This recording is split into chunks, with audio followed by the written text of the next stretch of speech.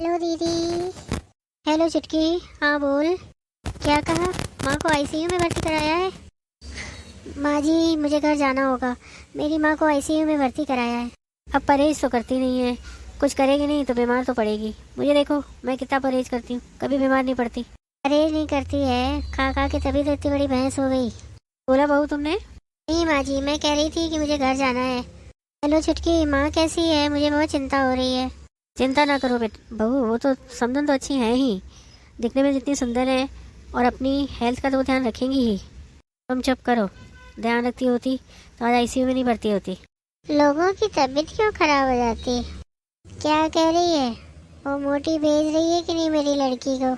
ना अभी सोच विचार कर रहे हैं। मैं आईसीयू में हूँ, मुझे देखने भेज नहीं सकते मेरी लड़की को, और उस मोटे की मूंछ का एक बाल भी गिरेगा तो उसको लेकर भागेंगे देखने। खाना भी लाओगी या अपनी माँ का हालचाल ही पूछती रहोगी? क्या कह रही है? वो मोटी भेज रही है कि नहीं मेरी लड़की को?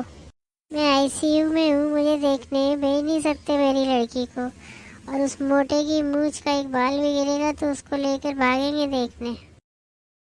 माँ जी अब मुझसे कुछ नहीं होगा, मेरी माँ की तबीयत जब तक ठीक नहीं होगी मैं उन्हें देख नहीं लूंगी, तब तक मैं खाना नहीं बनाऊंगी। ठीक हो जाएंगी बहू तुम्हारी माँ, समदन जी तो वैसे ही सुंदर है, वो जरूर ठीक हो जाएंगी। चुप रहो, सुंदर है तो इसका क्या मतलब है कि वो तबीयत ठीक हो जाएगी उसकी? सुंदर तो नहीं है। तुम्हारी माँ की तबीयत क्यों ठीक नहीं रहती है? की परवाह करती है ना, इसलिए उनकी तबीयत ठीक नहीं रहती। क्या मतलब है तुम्हारा? क्या मैं किसी की परवाह नहीं करती इसलिए स्वस्थ रहती हूँ? वन, उसकी माँ आईसीयू में है, वो बेहद सुंदर है, ज्यादा दिन रहेंगी तो उनकी स्किन खराब हो जाएगी। चुप रहो मच्छर। माँ, मेरी माँ, यही खाना मिलेगा या नहीं मिलेगा?